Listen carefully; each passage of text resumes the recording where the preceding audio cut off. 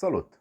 În acest video am să vă explic de ce cojile de banană sunt un excelent îngrășământ pentru plantele noastre și cum le folosim.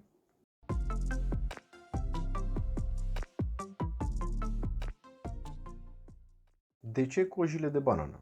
Ei bine, ele conțin 42% potasiu, 25% fosfor, dar și alte elemente precum calciu, magneziu, sodiu, mangan și altele. Atât fosforul cât și potasiul sunt două dintre elementele de care plantele au nevoie în cantități mari, în funcție de stadiile de vegetație în care se află. De exemplu, fosforul este folosit de plante pentru a-și dezvolta rădăcina, dar și în momentul înfloritului. Potasiul, elementul predominant din cojile de banane, are un rol multiplu în viața plantelor. Printre altele, el ajută la sinteza și transportul zaharurilor, ceea ce înseamnă fructe mai dulci, fie ele fructe din pomi sau tomate, ardei, căpșuni, etc. Sunt trei modalități de a folosi cojile de banane, și anume: prima variantă, cojile ca atare, sunt pentru cei care fac compost. În compostor, aceste coji se vor degrada treptat, iar când compostul este gata de folosit, și elementele vor fi disponibile pentru plante. A doua variantă este și cea mai simplă și presupune macerarea cojilor de banane.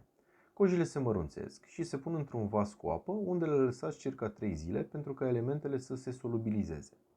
Înainte de a le folosi, strecurați lichidul pentru a-l separa de bucățile mari de coajă și îl diluați 1:2 cu apă. Adică, la 1 litru de macerat, adăugați 2 litri de apă și udați plantele. Pentru macerat, ca și cantitate de banane, folosesc cam 2-3 coji pentru 1 litru de apă.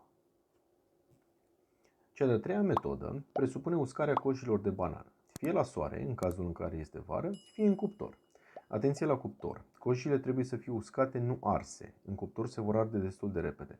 Ca să verificați că aceste coji sunt ok de folosit, efectiv le rupeți. Ele trebuie să fie casante. După uscare, cojile se mărunțesc. Le puteți drobi într-un mojar sau le puteți mărunți cu râșniță, blender sau ce aveți la îndemână. Ca să le folosiți, dați pământul la o parte de pe lângă plante și presărați cam o lingură de coajă mărunțită, după care acoperiți înapoi cu pământ. Această metodă, cea de-a treia, are și un avantaj, dar și un dezavantaj. Avantajul este că pe timpul iernii, când nu avem plante în grădină, cojile le putem stoca. Această pulbere se poate pune într-o pungă de hârtie păstrată la loc uscat și o folosiți în primăvară. Dezavantajul cojilor uscate și mărunțite este că atât fosforul cât și potasiul nu sunt disponibile imediat pentru plante. Încercați să le incorporați în sol primăvara cât mai devreme, astfel încât elementele să aibă timp să fie disponibile în momentul în care plantele au nevoie de ele. O sursă gratuită de potasiu și fosfor atâta timp cât nu aruncați cojile la gunoi.